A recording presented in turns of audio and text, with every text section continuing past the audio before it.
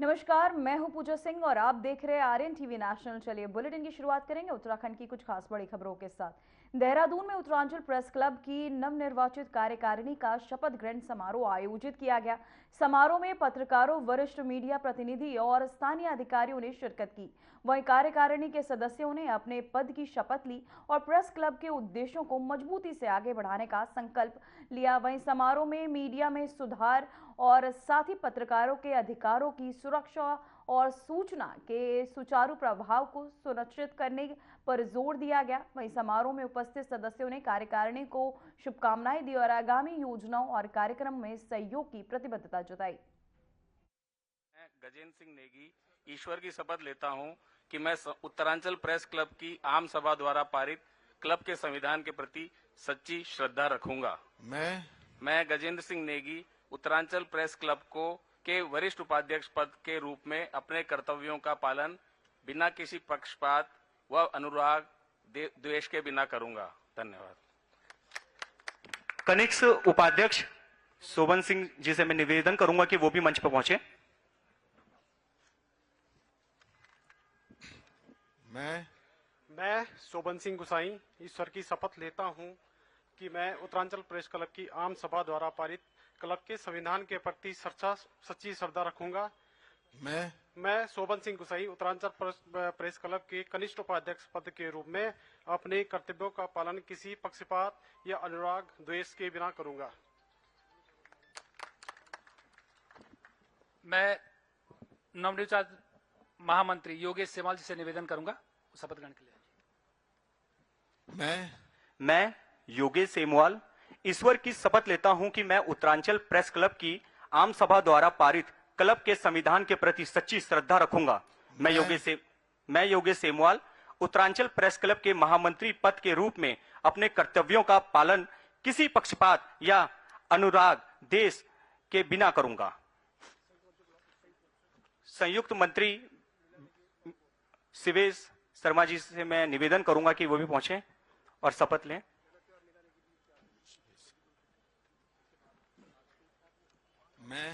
मैं शिवेश शर्मा ईश्वर की शपथ लेता हूं कि मैं उत्तरांचल प्रेस क्लब की आम सभा द्वारा पारित क्लब के संविधान के प्रति सच्ची श्रद्धा रखूंगा। मैं शिवेश शर्मा उत्तरांचल प्रेस क्लब के संयुक्त मंत्री पद के रूप में अपने कर्तव्यों का पालन किसी पक्षपात या अनुराग द्वेष के बिना करूंगा।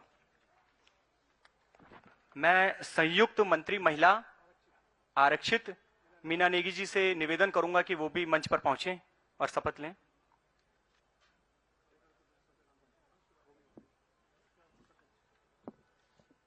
मैं मीना नेगी ईश्वर की शपथ लेती हूं कि मैं उत्तरांचल प्रेस क्लब की आम सभा द्वारा पारित क्लब के संविधान के प्रति सच्ची श्रद्धा रखूंगी। मीना नेगी उत्तरांचल प्रेस क्लब के संयुक्त मंत्री पद के रूप में अपने कर्तव्यों का पालन किसी पक्षपात। तो वहीं देहरादून में उत्तरांचल प्रेस क्लब की नवनिर्वाचित कार्यकारिणी का शपथ ग्रहण समारोह आयोजित किया गया, जहां सीएम पुष्कर सिंह धामी भी मौजूद रहे। वहीं पत्रकारों, वरिष्ठ मीडिया प्रतिनिधि भी ने शिरकत की। साथ ही इस दौरान सीएम पुष्कर सिंह धामी क्या कुछ कह रहे हैं, चलिए आपको सुनाते हैं। मनोज भैया, चुनाव में जो चुनाव होते हैं वो हमारे प्रेस क्लब का होता है। तो इस प्रेस क्लब के सभी पदाधिकारियों को, अध्यक्ष जी को, उपाध्यक्ष जी को, महासचिव जी को, कोषाध्यक्ष जी समेत सभी को मैं सभी नवनिर्वाचित पदाधिकारियों को हार्दिक बधाई देता हूं, शुभकामनाएं देता हूं और आपके सफल, सकारात्मक एवं सशक्त कार्यकाल की, प्रभावी कार्यकाल की अपनी ओर से बहुत मंगल कामना करता हूं। साथियों, पिछला वर्ष 2025 उत्तराखंड के हमारे पत्रकार बंधुओं के लिए बड़ा कठिन वर्ष रहा। इसमें हमने कई अपने बहुत करीबी साथियों को खोया है। जो हमारे बीच में नहीं रहे, उनका स्मरण हमेशा मैं जब भी प्रेस क्लब में आता हूं या प्रेस के किसी कार्यक्रम में आता हूं तो उनका बहुत स्मरण होता है, बहुत उनकी याद आती है। मैं उन सभी साथियों को आज इस अवसर पर, शपथ ग्रहण के अवसर पर मैं उन सभी को अपनी श्रद्धांजलि अर्पित करता हूं। साथियों, हमेशा की तरह आप सभी के बीच जब भी मैं आता हूं तो सच में मुझे बहुत खुशी होती है, क्योंकि बहुत सारे साथी ऐसे मिलते हैं, जैसे नेथानी जी वहां मिल गए अभी मुझे, उनका स्वास्थ्य गड़बड़ हो गया, लेकिन 25 साल से भी ज्यादा समय हो गया अनवरत रूप से, जब नए नए हम लोग भी बिल्कुल राजनीति के क्षेत्र में पदार्पण कर रहे थे, उस समय से मैंने देखा कि फोटो खींचना, और बहुत सारे साथियों से हम कहते थे कई बार, अरे बड़ा कार्यक्रम होता था पार्टी का, मनोज भैया तो कहते थे हमारा नाम भी लिख देना भैया, हम भी थे इसमें। तो वो सब हमारे नेगी जी बैठे हैं उधर, वो पीछे कई सारे साथी हमारे को ले रहे थे। तो उन सभी के बीच में आना सच में बहुत सारा पीछे का स्मरण होता है लगातार। वो ऐसा लगता है कि एक बार तू ठहर जा जरा। कौन सा गाना है भाई साहब? सुभाष जी,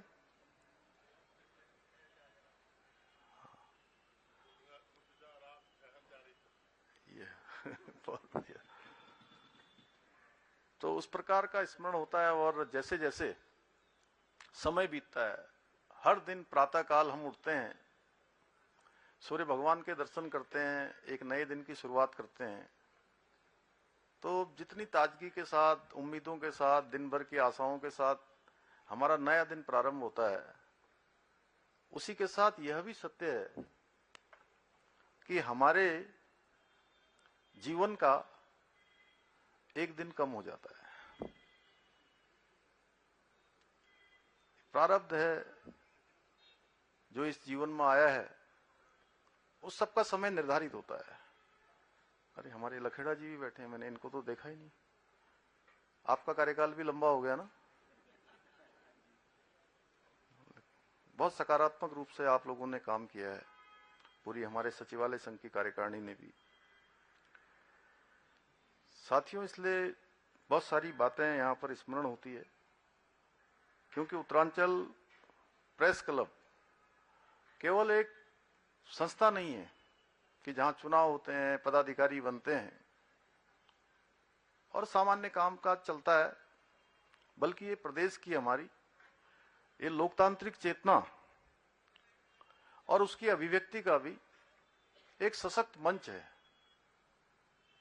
मैं देखता हूं कि इससे पहले वाली कार्यकारिणी में भी, और अजय राणा जी तो शायद अब ये कौन सी बार हो गया आप अध्यक्ष? तीसरी बार। ये भी रिकॉर्ड आप ही के नाम है?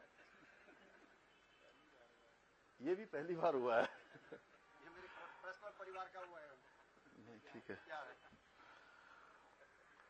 तो एक बड़ा सशक्त मंच है कि आप लोग अपनी बातों को हर प्लेटफॉर्म पर रखते हैं, हर जगह प्रेस से संबंधित, समाज से संबंधित कई सारे मुद्दों पर, कई सारे विषयों पर बात करते हैं। तोपवाल जी आप ही है ना? मैं पहचान पा रहा हूं आपको। उत्तरांचल प्रेस क्लब ने सदैव अपनी गरिमा के साथ, निष्पक्षता और विश्वसनीयता को बनाते हुए जो पत्रकारिता के मानक हैं उन सभी का पालन किया है, उसको अपने कार्य व्यवहार में आगे बढ़ाने का काम किया है। और ये हम सभी के लिए एक ये प्रेरणा भी है और नए पदाधिकारियों के लिए भी एक काम करने का पाथेय भी है, मार्ग भी है कि उसी मार्ग पर हमारी ये कार्यकारिणी भी काम करेगी। साथियों, अगर पत्रकारिता को लोकतंत्र का चौथा स्तंभ कहा गया है तो यूं ही नहीं कहा गया है। यह वह शक्ति है जो सरकारों को भी जिम्मेदार बनाती है, उनका उत्तरदायित्व निर्धारित करती है, उत्तरदायी बनाती है और समाज को जागरूक करने का काम करती है और आम नागरिकों को उनके अधिकारों के प्रति सजग करने का काम करती है, जागृत करने का काम करती है। स्वतंत्र, जागरूक और जिम्मेदार पत्रकारिता सरकार और जनता के बीच एक मजबूत सेतु का काम करती है और समन्वय का काम करती है, उनको जोड़ने का भी काम करती है और संवाद स्थापित करने का एक माध्यम भी बनती है। साथियों, पत्रकार केवल समाचार का संकलन करना इतना भर वाला नहीं है, बल्कि समाज का वो दर्पण है जिसके साथ जन आकांक्षाएं भी जुड़ी हैं, उनकी आवाज है और एक व्यवस्था को दिशा देने वाला प्रहरी भी है। वो समाज की जागरूक आवाज है और समाज के बीच में, अपने लोगों के बीच में अपनों की आवाज कैसे पहुंचे, उसका एक बहुत बड़ा माध्यम हमारे पत्रकार साथी होते हैं। सरकार की जन कल्याणकारी योजनाओं को जनता तक पहुंचाना हो, जनता की समस्याओं को सरकार तक लाना हो, इन दोनों महत्वपूर्ण दायित्वों का निर्वहन आप जैसे हमारे सभी कर्तव्यनिष्ठ पत्रकार साथियों के मजबूत कंधों पर है। मुझे प्रसन्नता है कि आप सभी लोग अपनी इस जिम्मेदारी को पूरी निष्ठा के साथ, पूरे समर्पण के साथ, ईमानदारी और प्रतिबद्धता के साथ निभा रहे हैं। इसलिए मैं आज के अवसर पर केवल बधाई जीतने वालों को या चुने हुए लोगों को ही नहीं दे रहा हूं, मैं आप सभी लोगों को अपने हृदय से आप सबका अभिनंदन करता हूं। आप सभी को मैं बहुत बधाई देता हूं कि आप चाहे कोई भी स्थिति हो, परिस्थिति हो, लगातार अनवरत रूप से इस काम को आगे बढ़ाने का काम करते हैं। लेकिन आज के समय में कुछ चुनौतियां भी हमारे सामने हैं। जैसे डिजिटल युग में जब सोशल मीडिया के माध्यम से फेक न्यूज और भ्रामक सूचनाएं बहुत तेजी से फैल रही हैं, उसको मैं तो वहीं देहरादून में उत्तराखंड आपदा प्रबंधन प्राधिकरण ने कोल्ड वेव्स 2025 प्रिपरेशंस के तहत एक दिवसीय कार्यशाला आयोजित की। इस कार्यशाला का उद्देश्य राज्य में आने वाली सर्दी की तेज लहरों और उससे जुड़ी आपदाओं से निपटने के लिए तैयारियों को मजबूत करना था। कार्यशाला में विभिन्न सरकारी विभागों, आपदा प्रबंधन अधिकारी, स्थानीय निकायों और विशेषज्ञों ने भाग लिया।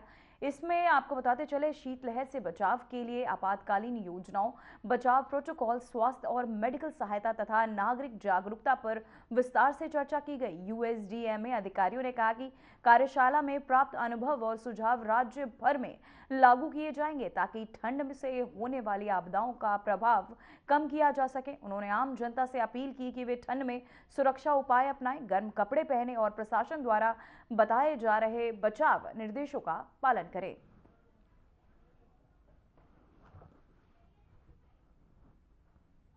ध्यान दिया जा सके। राज्य में आपदा प्रबंधन विभाग, वन विभाग, एसडीआरएफ, एनडीआरएफ एवं स्थानीय प्रशासन के बीच बेहतर समन्वय स्थापित किया गया है, जिससे समय रहते आपदा की घटनाएं से होने वाली उस नुकसान को कम से कम किया जा सके। इसके अलावा हम अधिक ऊंचाई वाले स्थानों की मॉनिटरिंग करने के लिए सेंसर लगाने की दिशा में भी कार्य कर रहे हैं। इतना ही नहीं, राज्य में अर्ली वार्निंग सिस्टम को भी मजबूत किया जा रहा है ताकि समय रहते सभी को चेतावनी दी जा सके। साथ ही मौसम पूर्वानुमान से लेकर जलवायु परिवर्तन शोध के लिए डेटा एनालिटिक्स और सैटेलाइट इमेजरी के उपयोग की दिशा में भी कार्य किया जा रहा है। भाइयों बहन, उत्तराखंड जैसे हमारी राज्य में एवलांच यानी कि हिमस्खलन एक गंभीर प्राकृतिक जोखिम है, इसको भी हम नजरअंदाज नहीं कर सकते। विगत वर्ष चमोली जनपद के माणा में एक बड़े एवलांच की घटना हम सभी के लिए बड़ी पीड़ादायक रही और इस दुर्भाग्यपूर्ण हादसे में 8 लोगों की असमय मृत्यु हुई। इस दौरान एनडीआरएफ, एसडीआरएफ, आईटीबीपी, बीआरओ, सेना और अनेक विभागों ने टीमों ने विषम परिस्थितियों में अद्भुत समन्वय के साथ राहत और बचाव कार्य किया। हेलीकॉप्टर और ड्रोन तकनीकी का प्रभावी उपयोग करते हुए कई जिंदगियों को बचाने का प्रयास किया गया, जिसके लिए मैं हृदय से उन सभी एजेंसियों का, उन सभी व्यक्तियों का हृदय से धन्यवाद करता हूँ, उनका आभार व्यक्त करता हूँ। हमारे राज्य में गंगोत्री ग्लेशियर, हेमकुंड साहिब, घाटोली तथा कालिंदी, बद्रीनाथ ट्रैकिंग रूट जैसे कई क्षेत्र एवलांच की दृष्टि से अत्यंत संवेदनशील हैं। इन क्षेत्रों में पर्यटन, तीर्थाटन, पर्वतारोहण गतिविधियों को सुरक्षित बनाना हमारी सर्वोच्च प्राथमिकता है। यदि हम अतीत की घटनाओं पर दृष्टि डालें तो हमें इससे महत्वपूर्ण सबक मिलते हैं। वर्ष 2022 में आप सभी को याद है, द्रौपदी के डांडा क्षेत्र में नेहरू इंस्टीट्यूट ऑफ माउंटेनियरिंग के प्रशिक्षण के दौरान 27 पर्वतारोहियों की मृत्यु हुई। देश की ये सबसे भीषण पर्वतारोहण आपदाओं में से एक रही। इसी प्रकार 2019 में नंदा देवी चोटी पर 8 पर्वतारोहियों तथा 2021 में लमखागा दर्रा में 8 पर्यटकों और त्रिशूल चोटी पर 4 नौसेना जवानों की जान जाना हम सभी को झकझोर देने वाली घटनाएं हैं। इन सभी अनुभवों से सीख लेते हुए हमारी सरकार पूर्व चेतावनी प्रणाली को मजबूत करने, आधुनिक तकनीकी के अधिकतम उपयोग, प्रशिक्षित रेस्क्यू बलों की तैनाती तथा सुरक्षित पर्यटन प्रोटोकॉल को और अधिक प्रभावी बनाने के लिए निरंतर कार्य कर रही है। हमारा संकल्प है कि मानव जीवन की सुरक्षा सर्वोपरि है और इस दिशा में कोई कमी नहीं छोड़ी जानी चाहिए, नहीं छोड़ी जाएगी। हमारी सरकार ने शीतलहर, अत्यधिक हिमपात से उत्पन्न चुनौतियों से प्रभावी रूप से निपटने के लिए भी कई ठोस और व्यवहारिक कदम उठाए हैं। हमने जहां सभी जिलों को अर्ली वार्निंग सिस्टम से जोड़ा है, वहीं अलाव, रैन बसेरा और कंबलों की पर्याप्त व्यवस्था के निर्देश भी दिए गए हैं। इसके साथ ही हमने स्वास्थ्य विभाग को भी पूरी तरह से अलर्ट मोड में रहने के अलावा सीमा और ऊंचाई वाले क्षेत्रों में आवश्यक वस्तुओं की आपूर्ति को सुनिश्चित करने का प्रयास भी किया है। साथियों, इस अवसर पर चूंकि कार्यशाला प्रारंभ हो रही है, मैं देख रहा था कि अभी इसके बाद अन्य सत्रों में भी इस पर चर्चा होगी। मैं आप सभी को ये सुझाव देना चाहता हूं कि मौसम विभाग, आपदा प्रबंधन विभाग और स्थानीय प्रशासन आपस में यदि बेहतर समन्वय बनाएंगे और अर्ली सिस्टम को और अधिक मजबूत करते हुए शीतलहर तथा हिमपात वाले क्षेत्रों में समय पर चेतावनी और आवश्यक तैयारियां जरूर सुनिश्चित करें। साथ ही शीतलहर के दौरान स्वास्थ्य संबंधी समस्याएं जैसे हाइपोथर्मिया, जुकाम, फ्लू, निमोनिया और पुरानी बीमारियां, इनका प्रकोप बहुत बढ़ जाता है। इसलिए हमें सभी जिला अस्पतालों, स्वास्थ्य केंद्रों, मोबाइल टीमों को भी। ब्रेक के बाद खबरों में एक बार फिर से आपका स्वागत है। तो वहीं देहरादून में शासकीय आवास पर प्रसिद्ध पर्यावरणीय चिपको आंदोलन के प्रेरणा और पद्म भूषण से अंकृत स्वर्गीय सुंदरलाल बहुगुणा की जयंती पर सीएम धामी ने श्रद्धा सुमन अर्पित कर श्रद्धांजलि दी। उनके जीवन और प्राकृतिक संरक्षण के क्षेत्र में किए गए योगदान को याद किया गया। वहीं अधिकारियों और नागरिकों ने उनके विचारों को आगे बढ़ाने और पर्यावरण संतुलन, सतत विकास और प्राकृतिक संसाधनों के संरक्षण में सक्रिय भूमिका निभाने की शपथ ली। वहीं स्वर्गीय बहुगुणा के संघर्ष और प्रयास आने वाली पीढ़ियों के लिए प्रेरणा स्रोत बने रहेंगे और उनके पर्यावरणीय दृष्टिकोण को और चिपको आंदोलन को विरासत आज भी समाज को प्राकृतिक से प्रति जिम्मेदार और संवेदनशील बनाने की दिशा दिखाती है।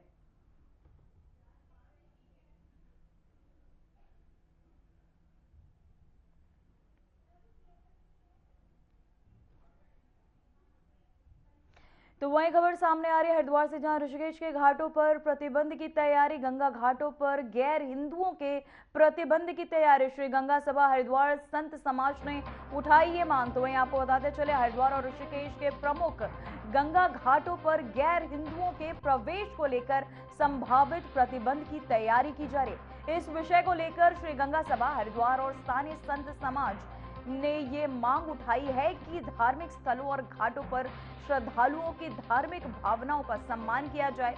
तो वहीं संत समाज का कहना है कि घाटों और प्रमुख स्नान स्थलों को विशेष रूप से हिंदू श्रद्धालुओं के लिए सुरक्षित और पवित्र बनाए रखना आवश्यक है। उन्होंने प्रशासन से आग्रह किया कि इस संबंध में नियम और निर्देशन का बनाए रखना जरूरी है।